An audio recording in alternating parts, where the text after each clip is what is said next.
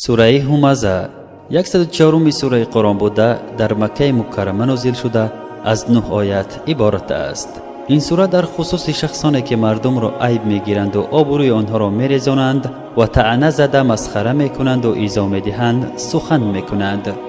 همچنین شخصان را مذمت میکند که چنان مشغول جمع کردن مال دنیا اند که گویا در این دنیا ابدی میمانده باشند.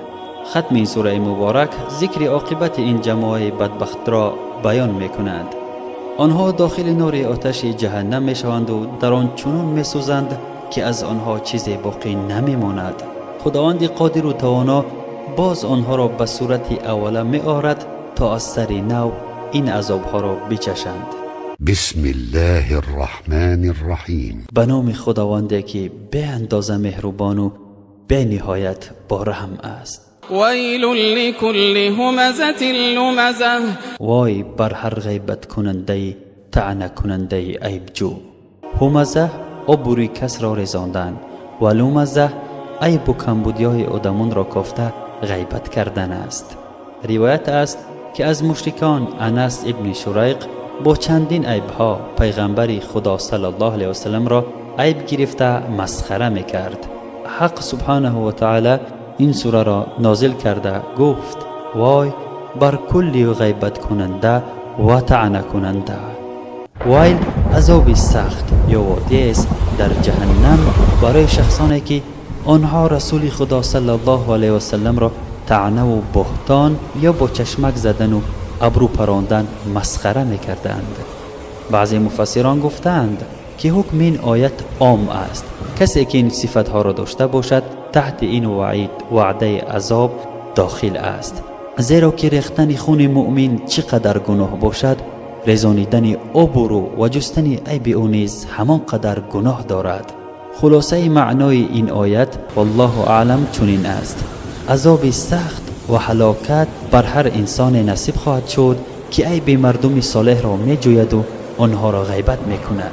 الذي جمع مالا وعدده. آنی که جمع کرد مال را و شمارید و آن را نگاه داشت. این آیت صفت بدی انس ابن شریق و شخصان امثال آن را بیان کرده گفته است که مقصد آنها فقط حارسانه جمع کردن بایگری ثروت است.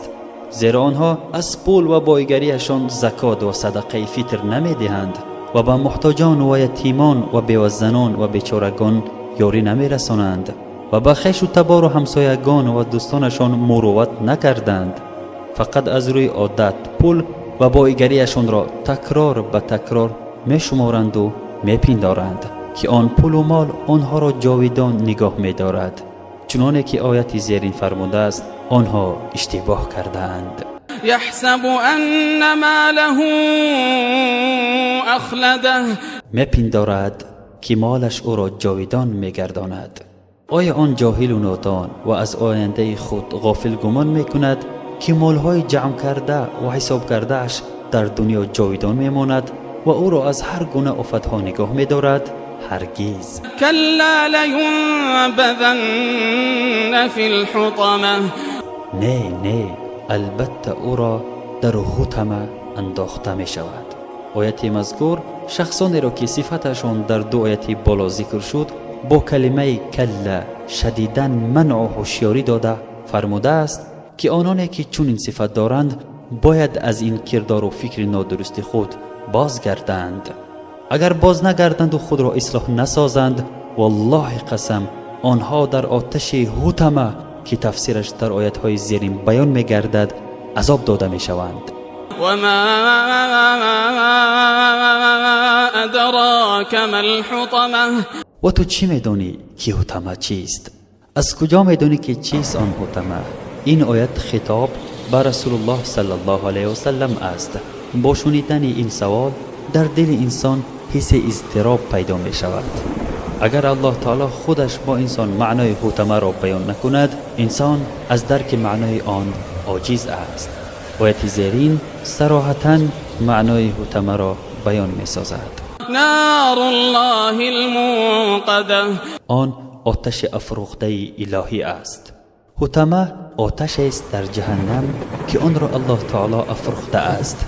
درجه حرارت آن آتش خیلی بلند بوده، دائم شعله میزند. گرمی و حرارت آن با گرمی آتش زمین قابل مقایسه نیست. التي تطلع على الأفئدة که به دلها غالب شود، که هر انسان زنده صاحب آن است. الله تعالی در این آیت خبر داده است که آن آتش حطمه هنگام رسیدن به بدن اول به دل تأثیر می کند، آن را فرا می گیرد و احاطه می کند. تأثیرش به دل نسبت به دیگر عضوهای پرزورتر است. خلاصه سوزش سخت ترین نصیب دل عضوی حساس ترین می گردد.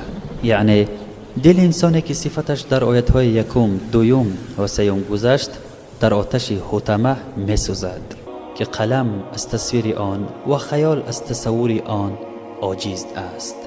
نعوذ بالله. خلاصه آن دل به جسد یک جا می سوزد و از شدت عذاب آرزوی تمنای مرگ را می کند، ولی هرگز آنها دیگر نمی میرند که از این عذاب ها خلاص شوند. برای چی خلاص نمی شوند؟ آیت زیرین به این سوال جواب می دهد. إنها عليهم مؤصدة البته آن آتش از هر طرف به آنها گماشته شده است. پس از آن که کافران در دوزخ انداخته شوند، اطراف آن بسته می شود و راه برآمد برویشان محکم می گردد. في عمد ممددة در احاطه ستونهای بلند آتشین و پس درهای محکم قرار گرفته اند. این آیت از صفت آتش حطمه خبر گفته است که آتش حطمه با ترس و روندی به خود خاص می سوزد. انسانی در داخل آن بوده از هر سو با ستونهای بلند آتشین احاطه می گردد و این راه و علاج از آتش برآمدن را ندارد. ابدی در جهنم می سوزد. اکنون برادران عزیز و بانوان مهربان، بیایید از چنین صفتهای پست زیان دهنده خود را احتیاط کرده گفت خدا و پیروی رسول او صلی الله علیه و سلم را درس هر روزه خود قرار دهیم و دست دعا به سوی خدا دراز کرده از چنین عذابهای جهنم از او پناه بجوییم. آمین.